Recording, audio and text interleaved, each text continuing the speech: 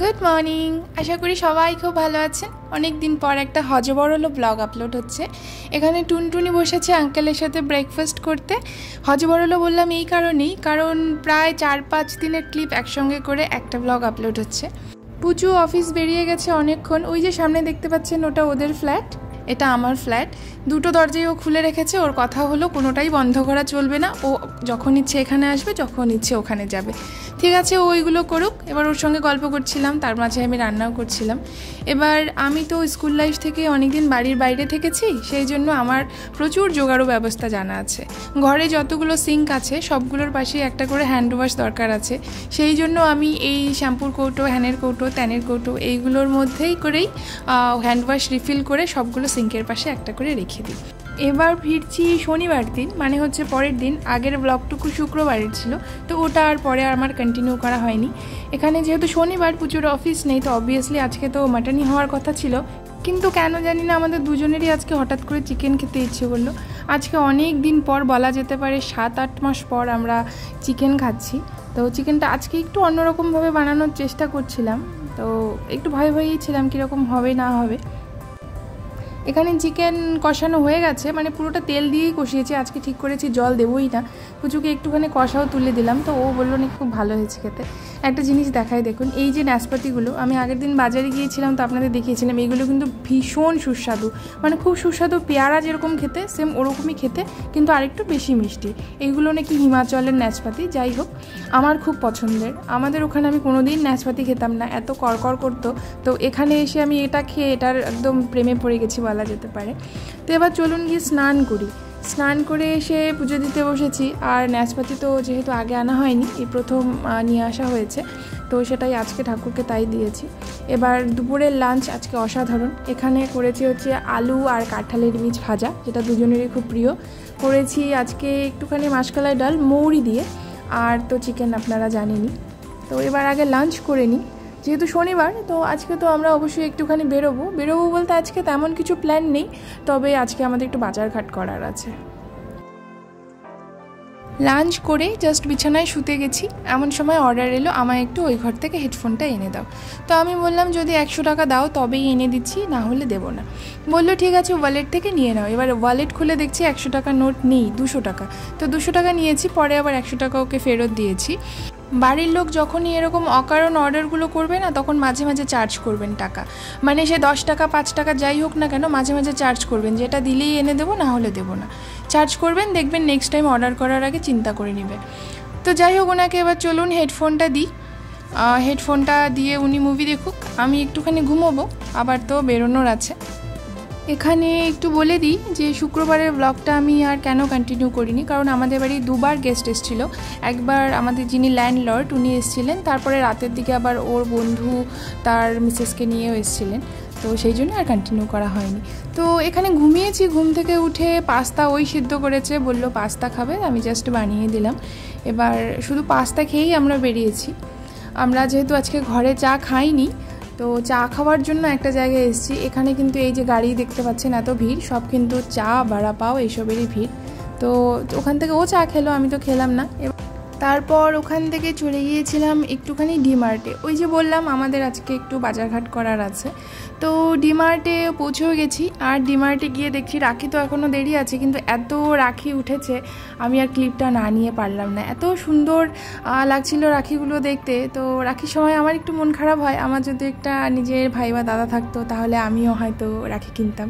সে যাই হোক, চলুন এবার বাজারঘাট হয়ে গেছে, মন খারাপ করে আর কি হবে, নেই। তো এবার হচ্ছে ওই যে দেখতে পাচ্ছেন ওখানে হচ্ছে থাকি, ওটা হচ্ছে আমার ফ্ল্যাট, আর অপোজিটেই তো ডিমার্ট, এগুলো তো জানেনই আপনারা। তো কিন্তু আমরা এখন ঘরে যাচ্ছি না, আমরা যাচ্ছি একটুখানি হাওয়া খেতে। একটুখানি হাওয়া খেয়ে তারপর আমরা যাবো ইনফোসিটি হয়ে তারপর আমরা বাড়ি ফিরবো। আর আপনারা তো জানেনই যে এখানকার পরিবেশ, রাস্তাঘাট এত সুন্দর, এত ফুল গাছপালা দিয়ে ভর্তি, তো আর আলাদা করে কোথাও ঘুরতে যেতে হয় না। বাড়ি ফিরেছি, বাড়ি ফিরে আজকে কি মনে হয়েছে, রাতে আর ভাত খেতে ইচ্ছে করছে না। আর দুপুরবেলা খাওয়াও হয়ে গেছিলো একটু লেটে, তো আজকে আমরা ঠিক করেছি আমরা দুজনে আজকে 2টো এগ রোল বানিয়ে খাবো। তো এগ রোল যেহেতু রাতের জন্য খাচ্ছি, রুটিটা একটুখানি মোটা করেই বানিয়েছি। ও এখানে কাটাকাটি সব করে দিয়েছে, এগ রোল হয়েও গেছে। রিভিউটা নিয়ে নিই, দেখুন। হাউজ ইট?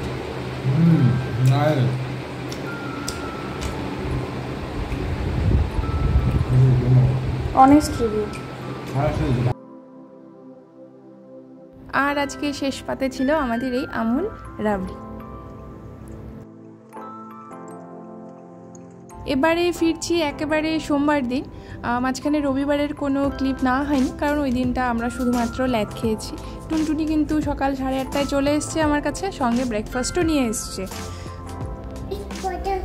हाँ हाँ ये भी फोटो खींचते हैं। ऐसे नहीं, तुम नीचे रखो, नीचे रखो। हाँ दोनों दोनों दोनों इस साइड करो, दोनों पैर दिखाओ तो कैसे लग रहे हैं डोडो के पैर। अरे ये तो छोटी लक्ष्मी की पैर है, कितना खूबसूरत है। दिखाओ हाथ दिखाओ अभी से। हाँ very good, Dodo looking so pretty, Dodo looking so pretty. इसमें हाथ नहीं लगाना है, ठीक है? इसमें दोबारा ऐसे ऐसे नहीं करना है, ठीक है? याद रहेगा ना, ऐसे ऐसे नहीं करना है तो खून निकल जाएगी फिर वापस से। हो गया? क्या पूरा करो?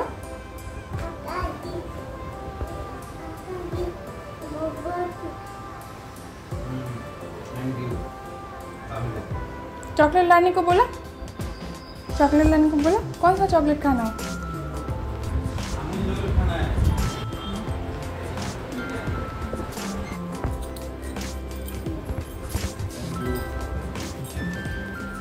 चलो बाय बाय।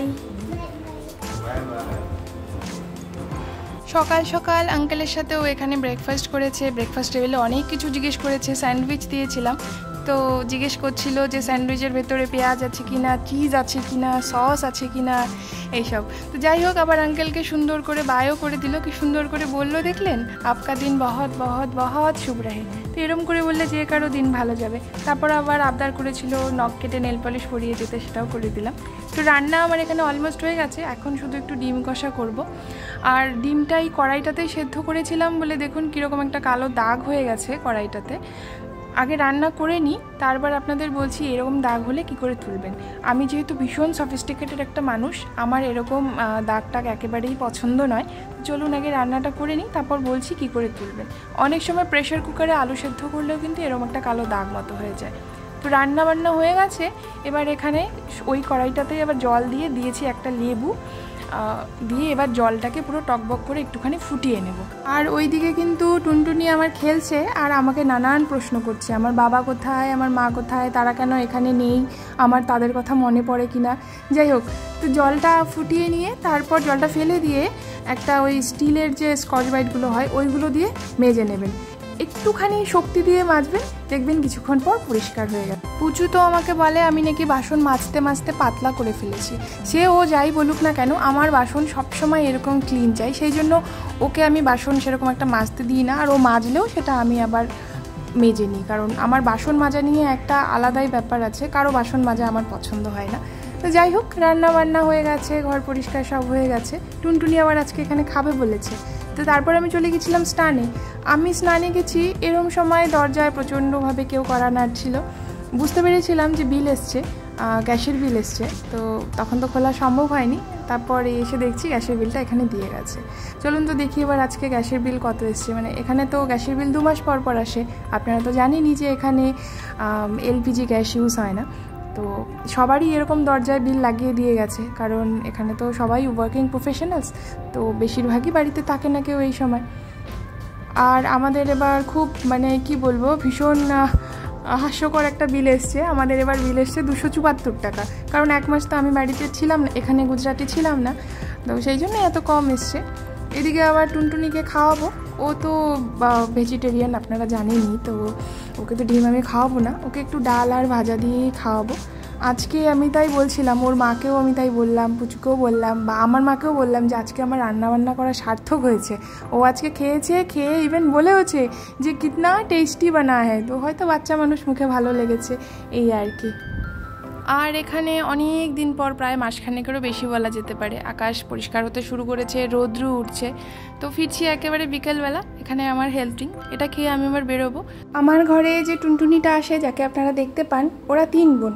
ওর বড় 2জন আছে, সৃষ্টি আর পিহু। তো আমি ভেবেছিলাম ওদের 2 বোনের একজনকে নিয়ে আজকে বেরোবো, কিন্তু তারপর হঠাৎ করে মনে পড়লো যে ওদের তো ইউনিট টেস্ট চলছে। তো সেই জন্য পুচুর জন্য ওয়েট করলাম। পুচু এলো, চাটা খাওয়া হলো, তারপর আমরা বেরোলাম। আমরা গিয়েছিলাম একটু জুডিওতে, আমাদের টুকটাক একটু শপিং করার ছিল। শপিং করার কারণটা হচ্ছে নেক্সট উইক আমরা একটা ছোটো মোটো ট্রিপে যাচ্ছি, তো সেই জন্যই এই শপিংটা করা। তো এখানে আগে প্রচুরগুলো কেনা হচ্ছিল। আমি তো বলেইছি যে আমার ক্ষেত্রে একটু জেন্টস ফার্স্ট, শপিং করতে এলে আগে ওরগুলো কেনা হয়, তারপরে আমারগুলো। আর পার্টিকুলারলি জুডিওতে আসার একটা কারণ হচ্ছে জুডিওতে নিউ কালেকশনস এসছে, তো সেই জন্যই। তো ওর এখানে অনেক কটা জামাকাপড় পছন্দ হয়ে গেছিলো, ওকে বললাম তুমি ট্রাই করতে যাও।